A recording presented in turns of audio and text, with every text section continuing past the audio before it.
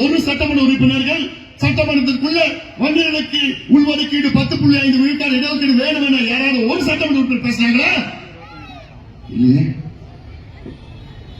என்னையா நீங்க பேசுறீங்க? 10% பத்தி பேசுறது உங்களுக்கு யாராவது தகுதி இருக்காயா? இல்ல, இது வெறும் நாடகம். இத கிராமத்தில் போயிட்டு அதிமுக நாங்க தான் 10% கொடுத்தோம், நீங்க எங்க கூட வரல.